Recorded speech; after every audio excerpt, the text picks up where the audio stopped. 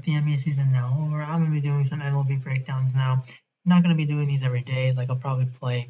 I'm only playing the main slate, so of course Sundays they're not gonna be in any videos. But really, just doing a little bit of baseball before going to NFL and again NBA. So it's gonna be the first MLB video for me this season. I actually had a takedown a few days ago, so back trying to just get all the NBA success transferred over to MLB. So looking at Saturday's main slate, 10 games here. We got two guys over 10K for pitching, Corbin Burnes, Carlos Rodon. Both of them have been excellent this year, and they're the only pitchers that are over 10K. So looking at them, they're going up against each other. Fantasy Labs is the site that I'm using. I know it's a little bit off center, but that's because I'm trying to prioritize how DK's page layout is. But going to just be going back and forth here. The Rays and Indians game, that Vegas total is off. It's definitely not 9.1. You don't really see a total even if it's a Coors game.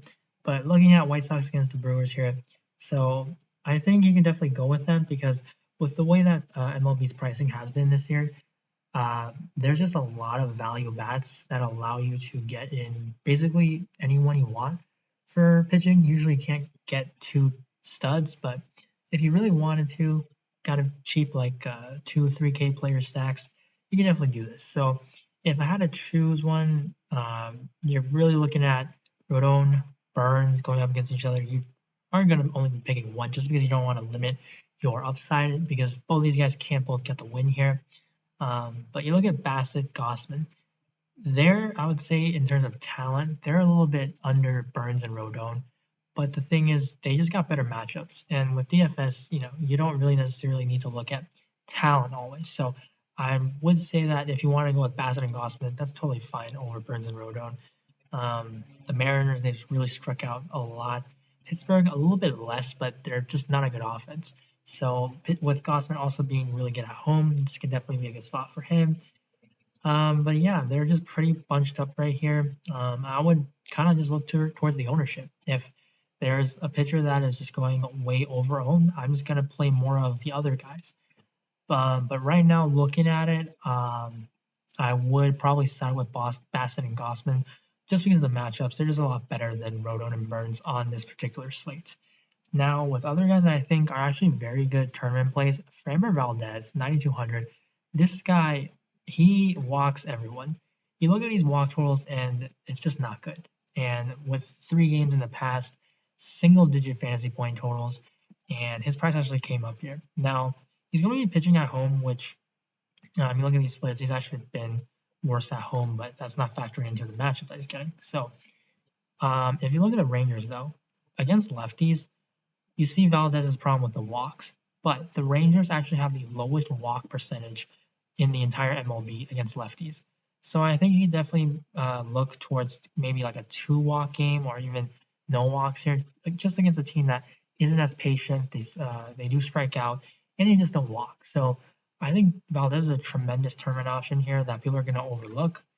And then Barrios, the Angels, they're not really the same low strikeout total team. Like you still got guys like David Fletcher, who is a very, very good contact hitter. But the Angels do strike out a little bit more than the past years, especially without like some of the guys right now in their lineup. Basically, half of the lineup is a AAA lineup. Other guys, I'm not gonna touch on every pitcher, but like all these guys, they just look fine. Like they're fairly priced. The matchup's okay. Um, like Kyle Gibson, he had an awful start last time, but like Taijuan Walker, he's been good, but the Blue Jays, they're just so good right now with the hitting.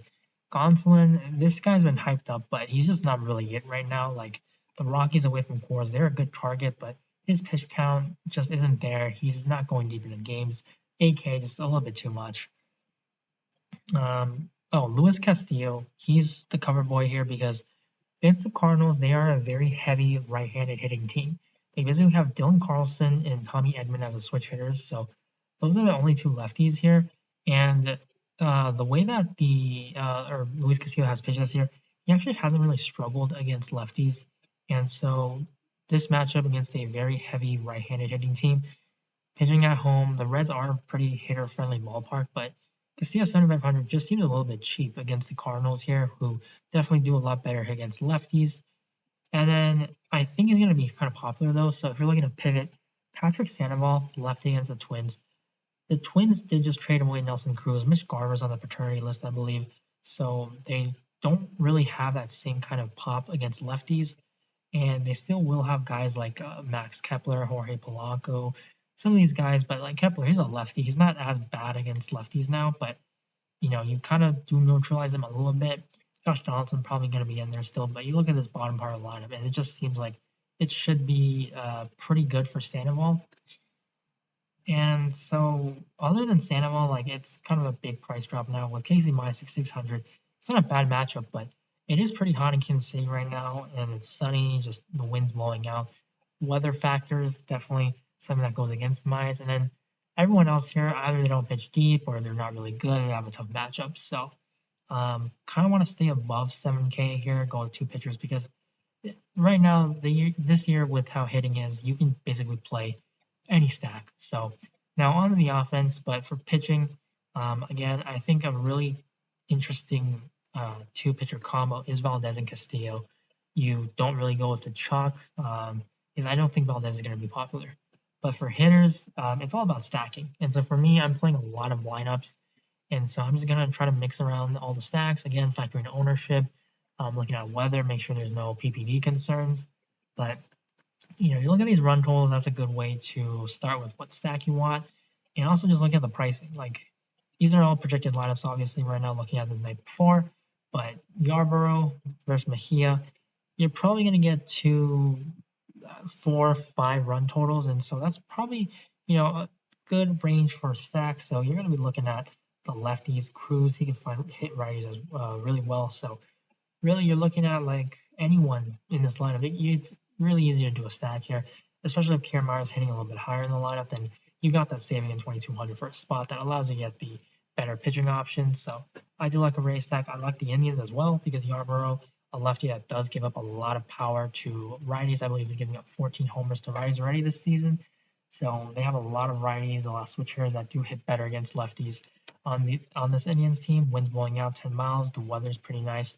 So Indians, good stack.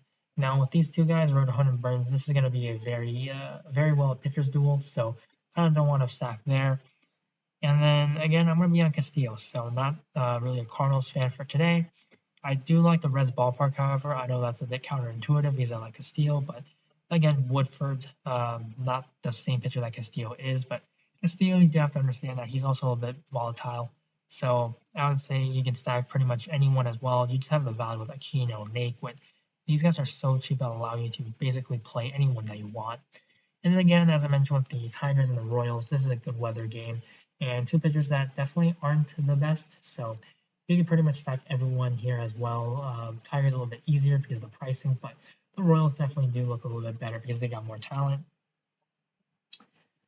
And then I think the Astros stacking them is fine. Don't think they're going to be too popular. Got to see if they close the roof. But Kyle Gibson didn't have a good start last time, so we don't know if that's for real because it does look like with his stats that he's headed towards some regression. So I do like an Astros stack, but gotta look on ownership for that. Now with the Angels and the Twins, Berrios kind of like Castillo. They sometimes just have really bad starts, and other starts they just look like aces. So. Right now, the Angels not the most healthy team, but they do have some good hitters at the top of the lineup. And then Gossman been pretty good. Don't really want to stack the Pirates, so hitter friendly ballpark. But Will Crow hasn't been really good, so I don't mind a giant stack. They have been pretty good this year, so think they're fine. And then the Dodgers going to be popular, but very expensive. Probably the most expensive stack for tonight. But Kyle Freeland just not a good pitcher away from the cores. Not going to be a problem because the Dodgers are just a really good hitting team right now. They've been having some pitching struggles, but hitting, not really that big deal right now. And then with Bassett and Gilbert, they've both been pretty good. So for stacks offensively, hitters just not really looking towards them. So I would say Dodgers is going to be one of the better stacks, but very expensive. So if you can't quite get there, again, I did mention the Astros and the Reds this game, both sides, Tigers and Royals. And then Indians and Rays. So usually hitting, I'm not going to really give out like one-offs because I am a tournament multi-lineup player, so can't really just give like favorite plays, not really going for cash here for baseball. So do a little bit different of an approach, but Valdez, Castillo, usually pitching, you can play them for cash or tournaments. So Alves and Castillo will be my guys right now. Obviously, things will change because, like Jose Ramirez, he's been having some elbow issues.